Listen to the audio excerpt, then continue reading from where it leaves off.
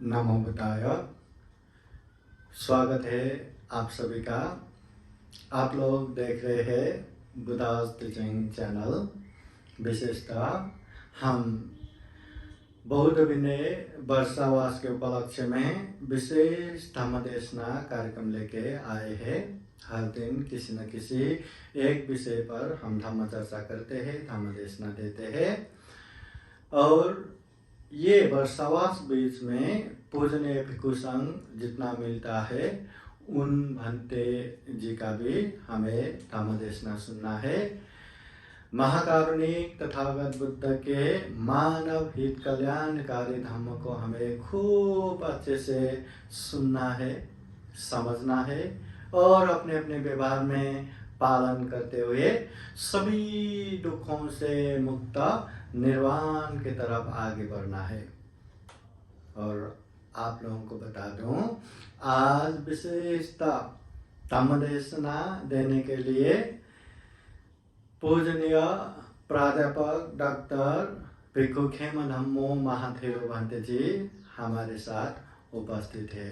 भंते जी मुलावा के centre में रहते हैं और पूरा महाराष्ट्र भर में खूब बौद्ध गतिविधियाँ या धम्म प्रचार प्रसार का काम करते हैं। तो हम भंते जी का धम्मदेशना सुनेंगे। सर्वप्रथम हम बुद्ध धम्म संघ को प्रणाम करेंगे। अरहं सम्मा सम्बुद्धो भगवा बुद्धं भगवन्तं अभिवादेमि। स्वाक्षातो भगवता धम्मो धम्मं नमस्सामि। सुपतिपन्नो भगवतो शावक संघो संघं नमामि। महाकारुणिक तथागत बुद्ध धम्म संघ को त्रिवार वंदना करते हैं। आप सभी के जीवन में हमेशा हमेशा बुद्ध का आशीर्वाद रहे, धम्म का आशीर्वाद रहे, संघ का आशीर्वाद रहे और जीवन में ढेर सारा पुण्य धम्म करते हुए ये दुर्लभ या अमूल्य ये सर्वश्रेष्ठ जीवन को सफल बना सके, सार्थक बना सके, ऐसी कामना करते हैं। तो आइए आज का धम्मदेशना हम आगे बढ़ाते हैं और धम्मदेशना देने के लिए हम पूजनीय भिक्षु प्राध्यापक डॉक्टर खेम धम्मो महाथेरो भंते जी को आदरपूर्वक आमंत्रण करते हैं। साधु साधु साधु।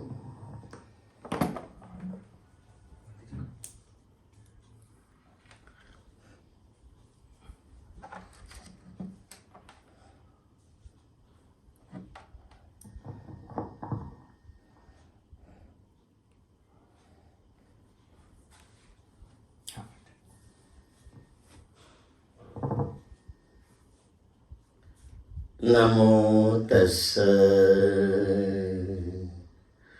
भगवतो अरहतो सम्मा सम्बुद्धस्स। नमो तस्स भगवतो अरहतो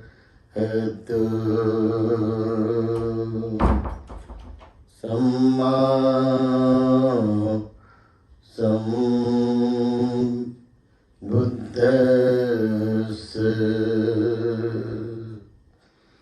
नमो तस्स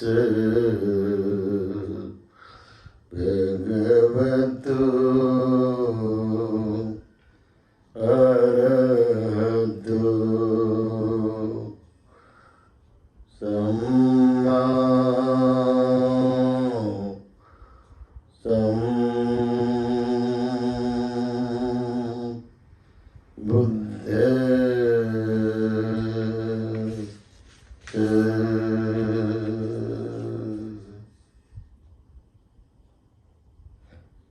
भगवान अरहंत सम्यक संबुद्ध को त्रिवार पंचांग प्रणाम करता हूँ।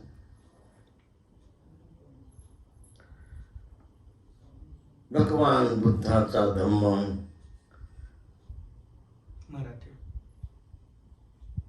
जसा आपण मनापासून श्रद्धेनं पालन केलं लगेच तत्काळ फळ देतो.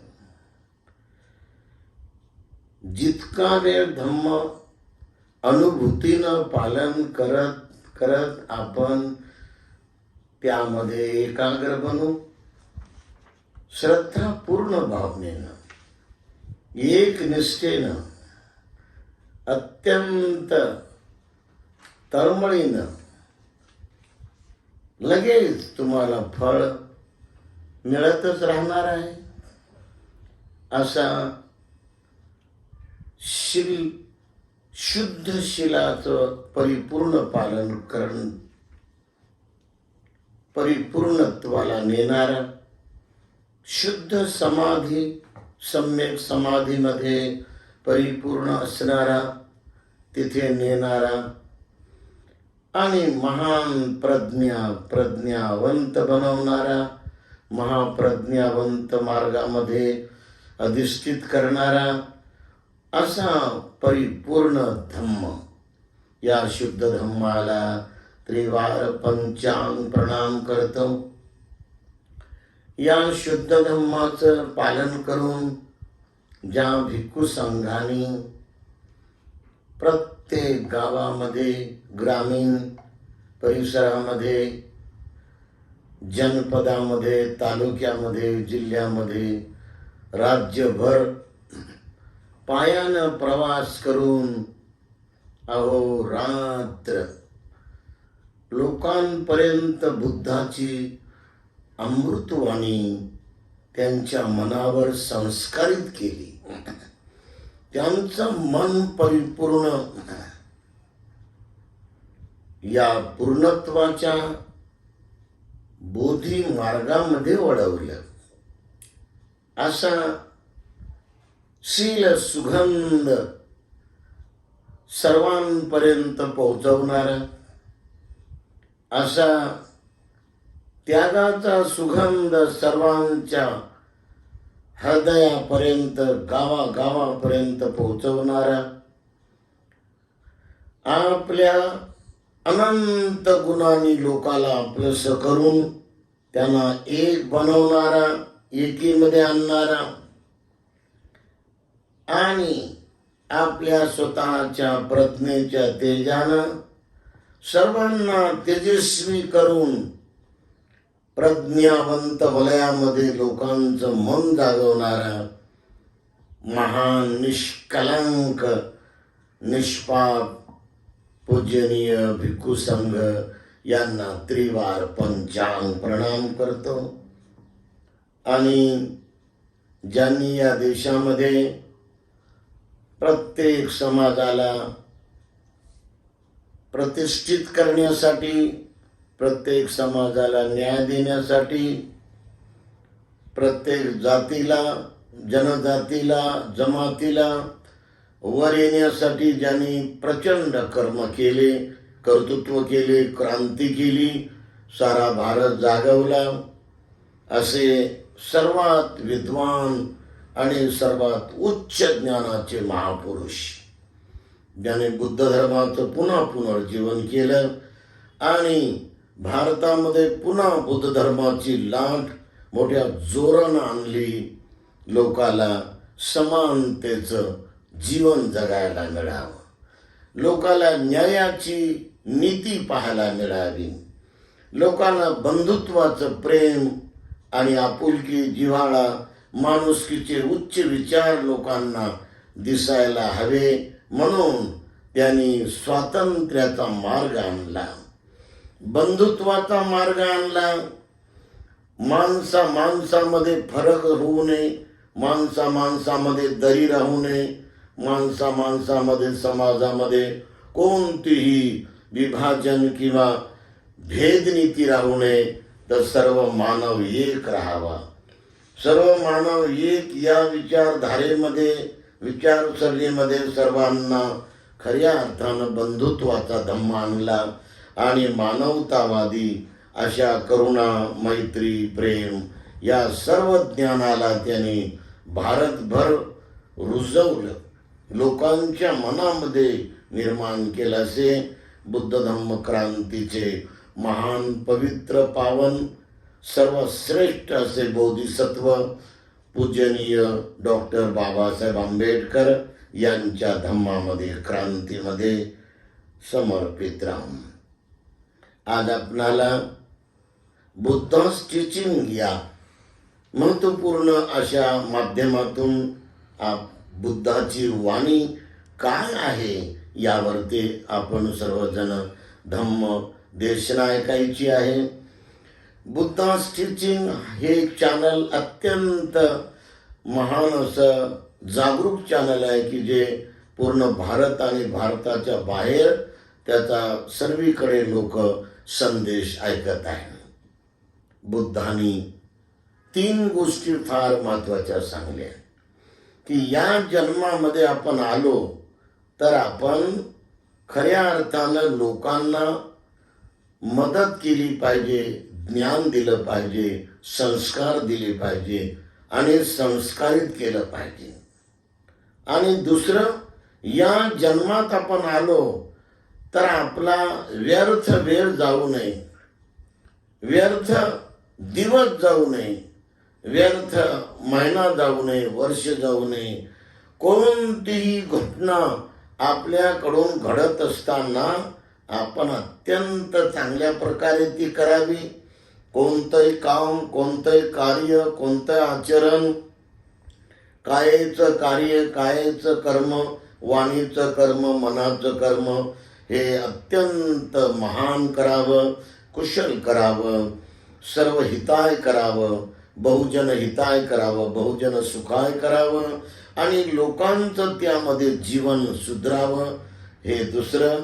आणि तिसरं की या देशामध्ये जगत असताना या समाजासाठी, या कुटुंबासाठी, या देशासाठी आपण नवीन पिढी कशी बनवायची आहे, नवीन युवक पिढीला कसं तयार करायचं आहे, किंवा नवे माणूस या जन्माला आल्यानंतर त्यांना कसं आपण बनवत घडवत आपण त्यांचं व्यक्तिमत्व हे कुठे तयार करायचं हे 3ही महत्त्वाचे अगदी आपण विचार लक्षात घेऊन वागण्याचा प्रयत्न केला पाहिजे.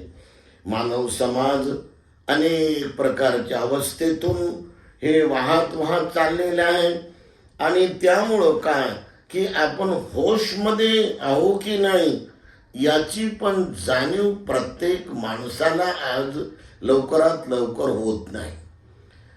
म्हणून प्रत्येक माणसाला या बाबीची जाणीव झाली पाहिजे की आपण होशमध्ये किंवा जागरूक अवस्थेमध्ये काम करतो की नाही. आणि म्हणून प्रथमतः आपण संस्कार समजून घेण्याचा प्रयत्न केला पाहिजे.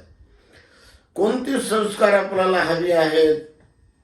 आपल्याला उत्तम संस्कार, कुशल संस्कार आपल्या परिवारामध्ये, आपल्या घरामध्ये, आपल्या मुलांना, आपल्या मुलींना, आपल्या आईला, बाबाला, दादाला, काकीला, काकूला, सर्व लोकांना, कुटुंबाचं जेवढं नातं आपलं जोडलेलं आहे त्या सर्वावर आपण योग्य संस्कार, उत्तम संस्कार आणि चांगले संस्कार आपण टाकले पाहिजे, जेणेकरून त्यांच्यामध्ये अनंत काळापर्यंत, अनंत जिंदगीपर्यंत, अनंत जन्मापर्यंत मैत्री राहावी, करुणा राहावी, प्रेम राहावं, दया राहावी, सुसंस्कार राहावे, चारित्र्य राहावं, शील राहावं, दानाचं कर्म त्यांच्याकडून घडावं आणि ध्यानाचं कर्म त्यांच्याकडून घडावं, त्यांच्याकडून सर्वांना जपणं घडावं आणि सर्वांना संवर्धन करणं जमावं, त्यांना मोटिवेट करणं जमावं.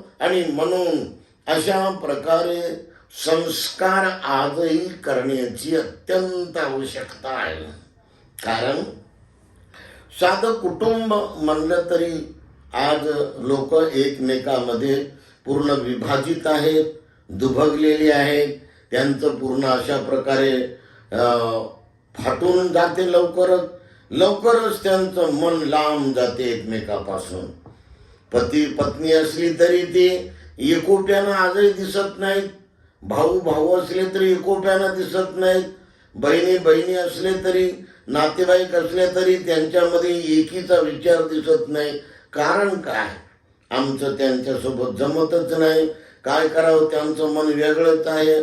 आम्हाला ते प्रेमानं वागवतच नाहीत, आम्हाला ते प्रेमानं बोलतच नाहीत, आम्हाला ते मैत्रीनं वागवतच नाहीत, आम्हाला ते सौजन्यानं अत्यंत आपुलकीनं कोणत्याच प्रकारे आमच्यासोबत व्यवहार करत नाहीत. अशा प्रकारे मात्र ऐकायला मिळते. आणि म्हणून कुटुंबाच्या प्रत्येक व्यक्तीची ही जबाबदारी आहे की आपण कुटुंबामध्ये आपली भूमिका कशी व्यवस्थित पार पाडत राहतो, की जेणेकरून आपण दिलेली प्रेमाची ही जाणीव त्यांना आयुष्यभर, या जन्मात जन्म हे प्रेमाची जाणीव त्याला मात्र आपल्या जवळ ठेवते. आपुलकीची जाणीव, मैत्रीनं वागण्याची जाणीव, करुणेनं वागण्याची जाणीव, सौजन्यानं वागण्याची जाणीव, नम्रतेनं वागण्याची जाणीव. सर्वात महत्वाचं आहे, बुद्ध म्हणतात, विश्वासा परमायाती. विश्वासानं पती पत्नी, आई वडील, भाऊ बहिणी, काका काकी, मामा मामी सर्व लोकांनी विश्वासानं जर वागलं तर हा जो दुवा आहे किंवा हे जे नातं आहे हे कधीच पूर्णपणे आपल्याला दूर जाऊ देत नाही. याच जन्मात नाही तर अनंत जन्मापर्यंत आपल्याला ते सोबत ठेवते.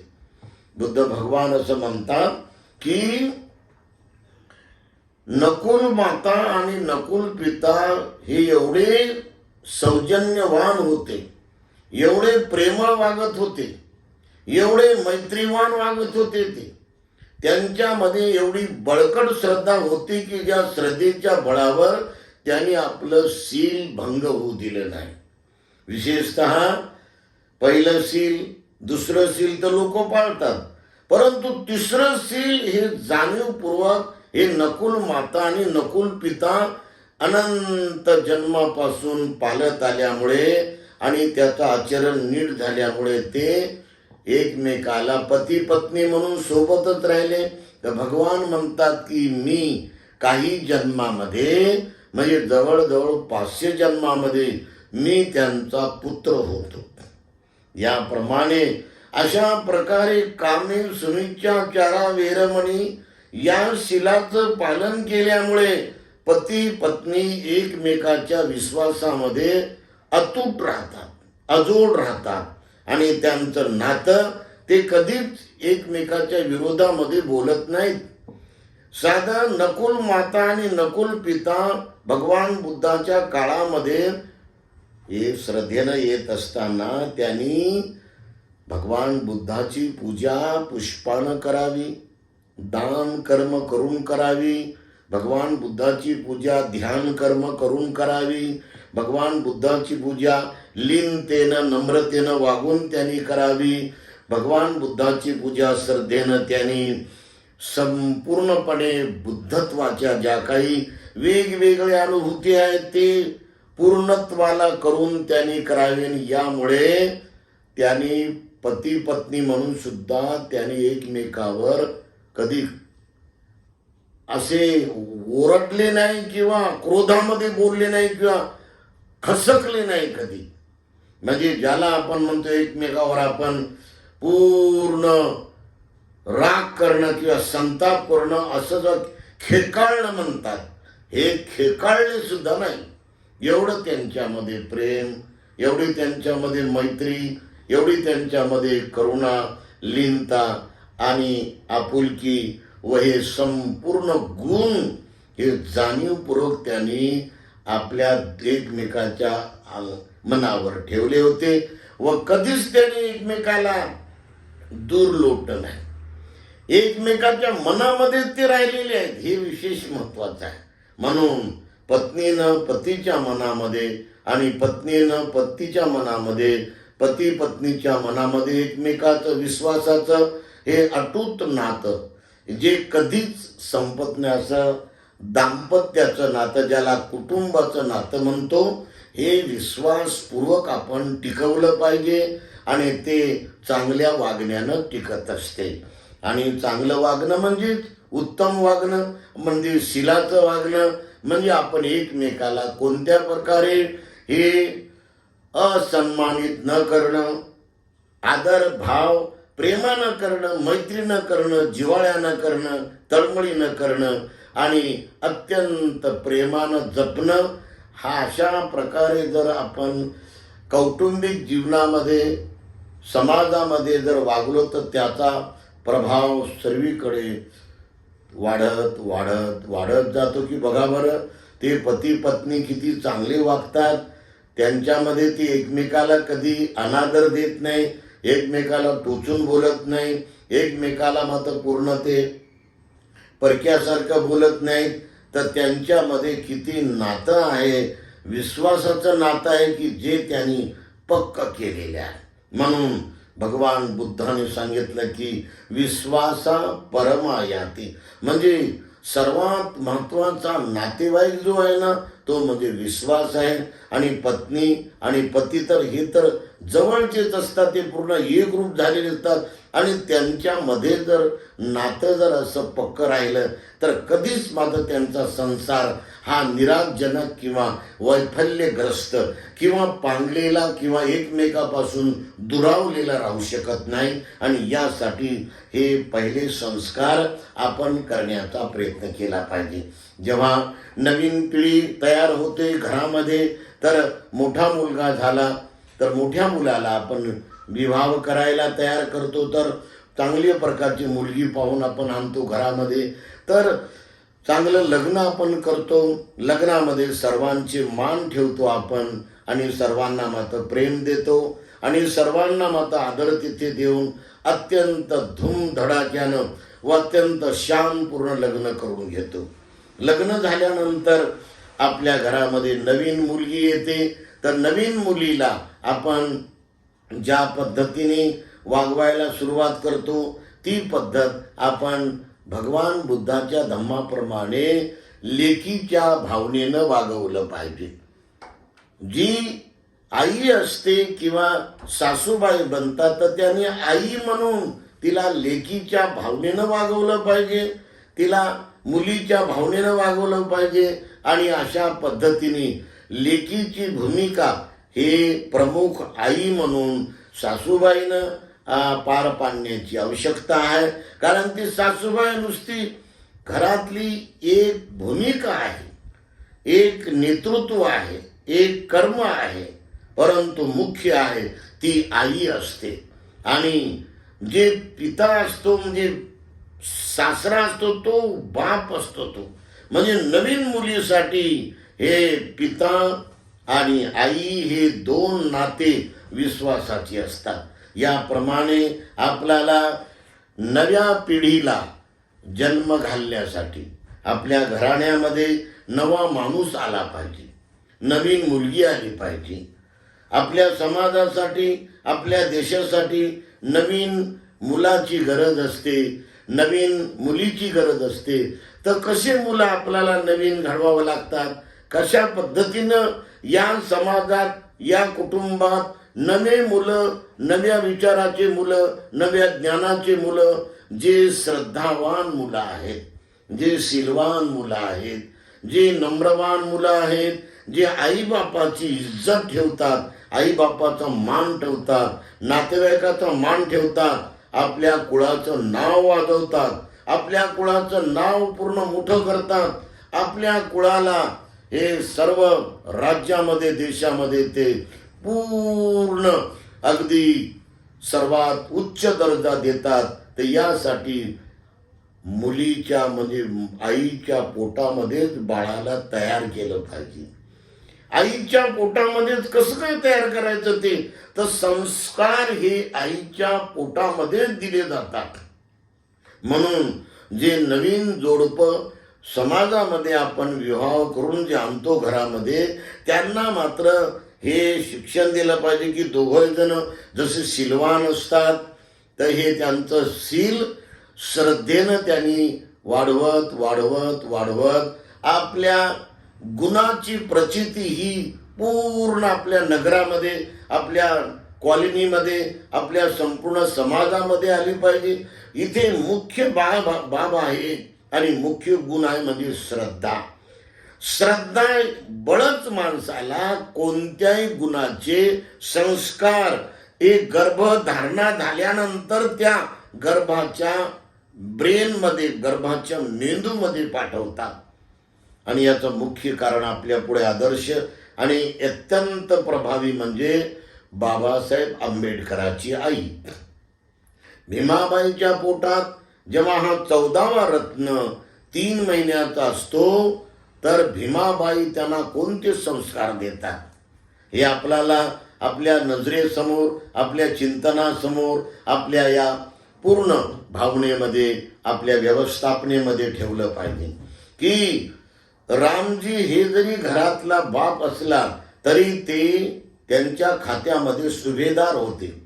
आणि हा सुभेदार असताना त्यांना पूर्ण मिलिटरीचा हिशोब द्यावा लागत होता आणि मिलिटरीला पूर्ण त्यांनी आपली पूर्ण कर्तबगारी दाखवावं लागत होती. म्हणून ते इंग्लिश ड्राफ्टिंगमध्ये पूर्णच्या पूर्ण लिहून काढायची ती की किती रायफली आल्या, किती भाजी आली, किती पूर्णपणे हे आलं ते आलं, संपूर्ण हे आपल्या डिपार्टमेंटची सारी व्यवस्था ते लिहून इंग्रजीमध्ये लिहून ते पुन्हा वाचायचे.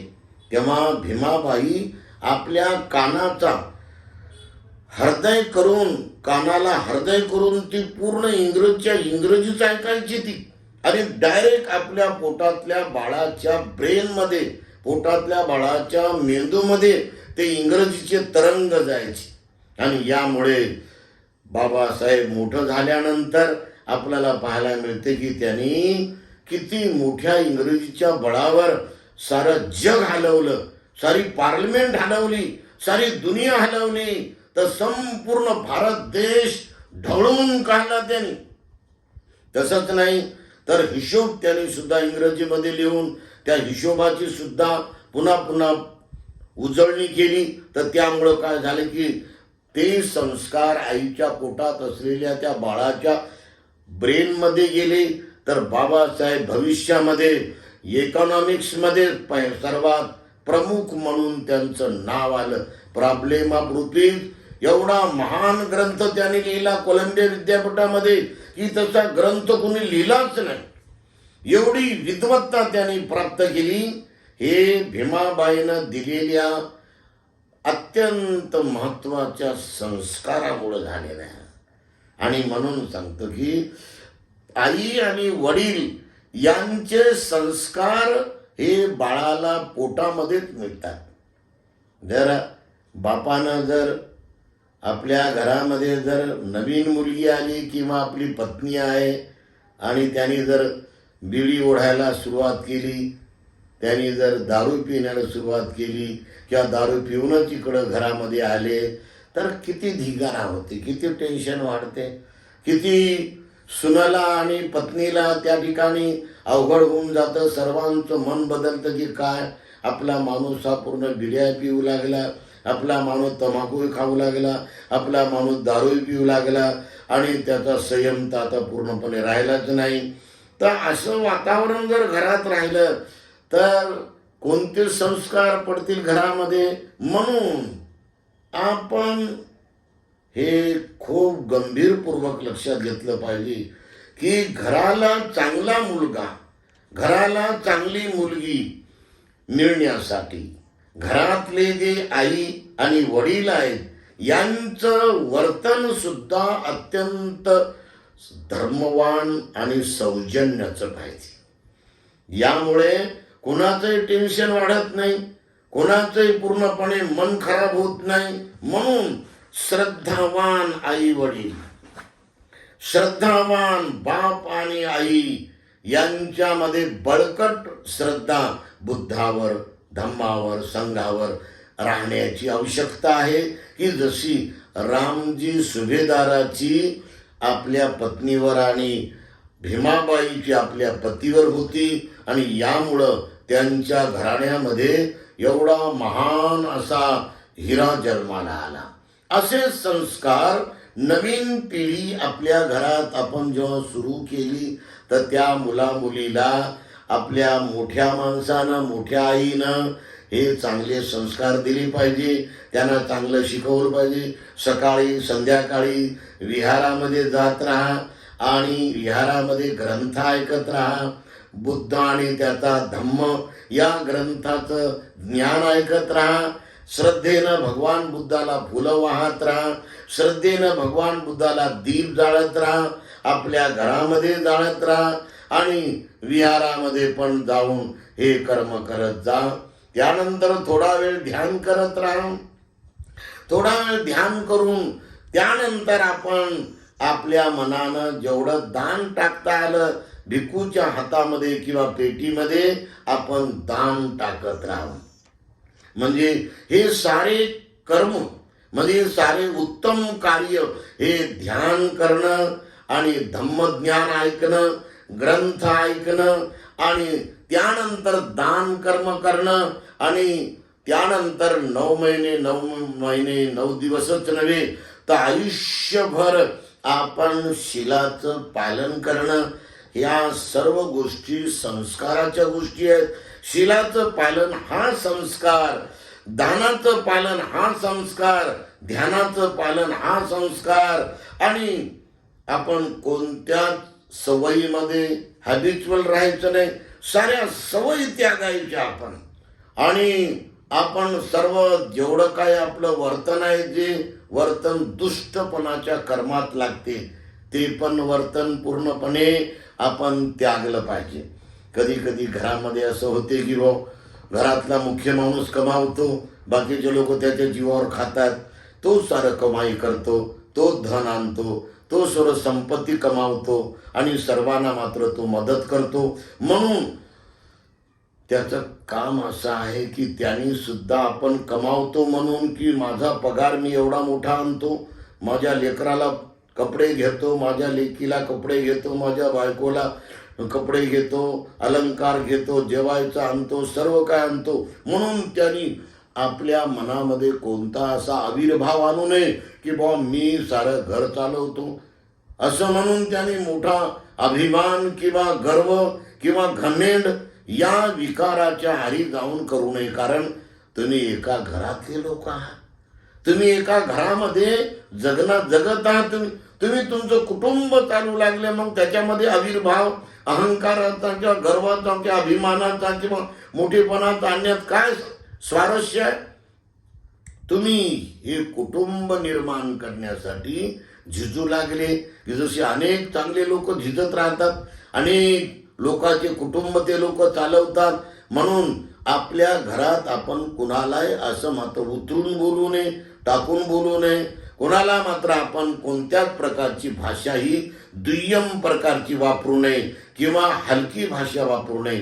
तर त्यांना जीव लावत राहावं, त्यांना सर्वांना जीव लावून त्यांना घडवत राहावं, त्यांना मोटिवेट करावं. आपल्या घमेंडीमध्ये, आपल्या गर्वामध्ये, आपल्याच मोठेपणामध्ये आपण निर्वत राहू नये. तर आपण त्या समाजामध्ये ज्या कुटुंबात जन्माला आलो त्या कुटुंबासाठी झिजलो पाहिजे, राबलो पाहिजे. झिजून आपलं कुटुंब आपण निर्माण केलं पाहिजे की जसं रामजी सुभेदारानं कुटुंब निर्माण केलं.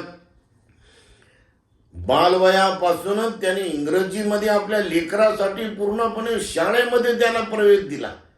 तर 4 वर्ष भीमराव इंग्रजीमध्ये शिकून ज्ञानी झाला तर त्याचा सत्कार ठेवला होता. तर तो घरामध्ये आंघोळ करू लागला, कपडे घालू लागला. त्याला जायचं होतं सत्काराला तर बापानं विचारलं, काय रे भिवा, काय करू लागला तू?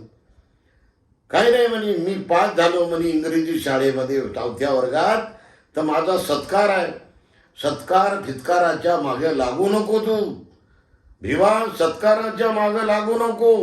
त्यांना मोठेपणा येतो, त्यांना अहंकार येतो, त्यांना अभिमान येतो, त्याने स्वतःला माणूस मोठा म्हणतो आणि मग तो आपल्या ध्येयापासून वंचित होतो.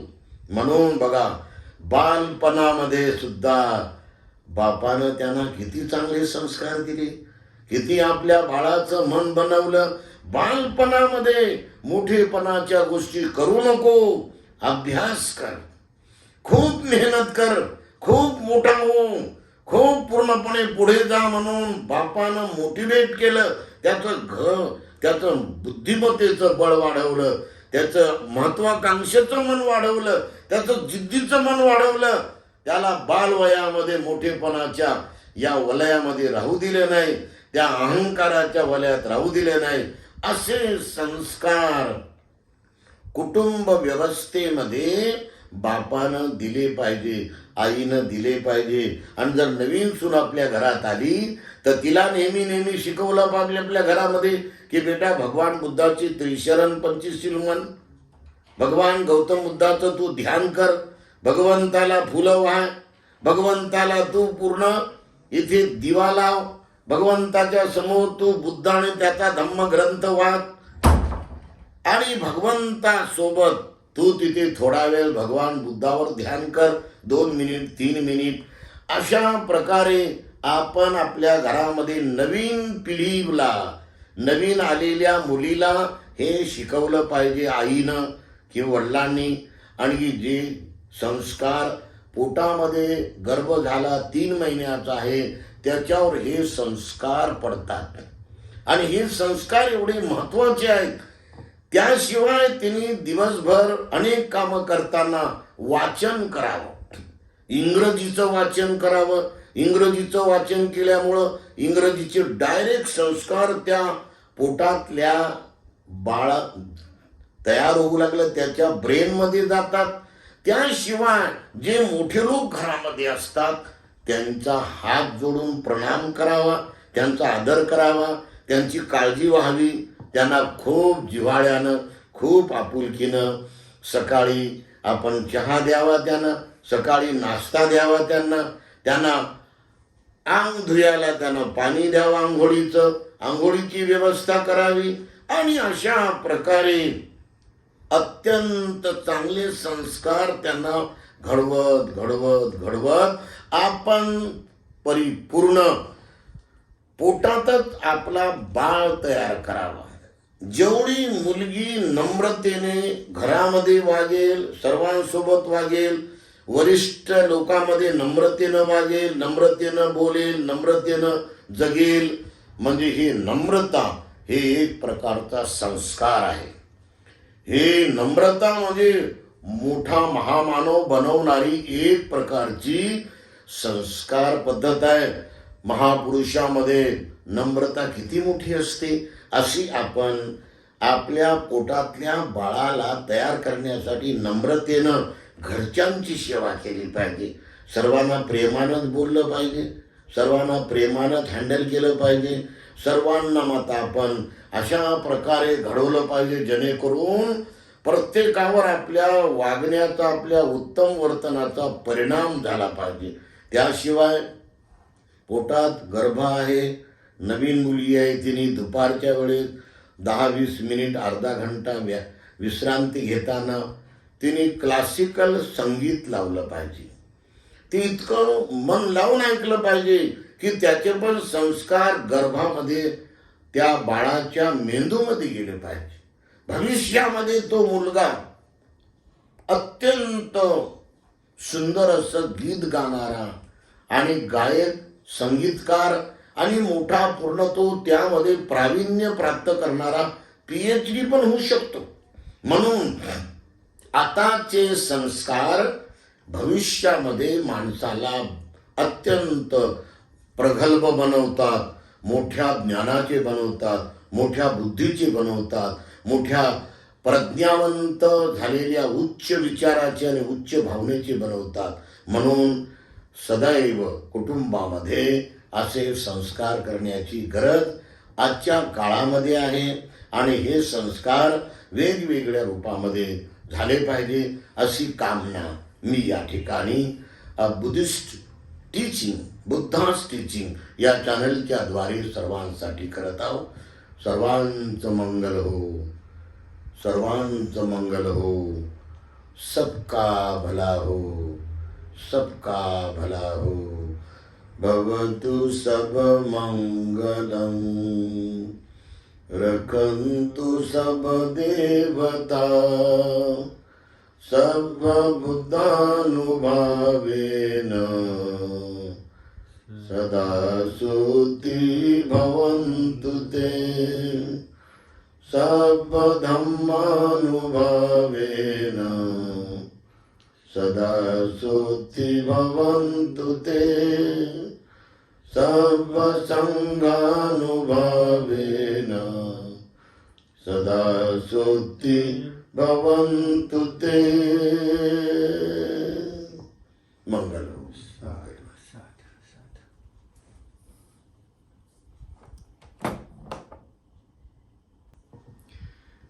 खूब खूब साधुवाद, कृतज्ञता ज्ञापन पूजनीय प्राध्यापक डॉक्टर भिक्खु खेमधामो महाथेरो बांते जी को। उन्होंने खूब अच्छे से धम्म की बातें बताए, समझाए। हमें बुद्ध के धम्म को समझना है, ग्रहण करना है और व्यवहारिक जीवन में अच्छे से पालन करते हुए ये जीवन को सफल और सार्थक बनाना है। तो ऐसे इसी तरह का धम्म देशना कार्यक्रम वर्षावास समय में संभवतः हर दिन हम करते रहेंगे। आप लोग इसी तरह बुद्धास टीचिंग चैनल से जुड़े रहिए। आइए बुद्ध के धम्म को खूब अच्छे से जाने, समझे और व्यवहार में पालन करते हुए खुद के जीवन भी सुख शांति में बनाए और अपनों को भी ये बुद्धवाणी दिखा के, समझा के अब उन लोगों के जीवन भी सुख शांति में बनाइए। आइए हम सब मिलके महाकारुणिक तथागत बुद्ध के मानव हित कल्याणकारी धम्म को घर घर पहुँचाए। आज का कार्यक्रम यहीं संपन्न होता है। सबका मंगल हो, सबका कल्याण हो, सुखी हो, सुखी हो, सुखी हो।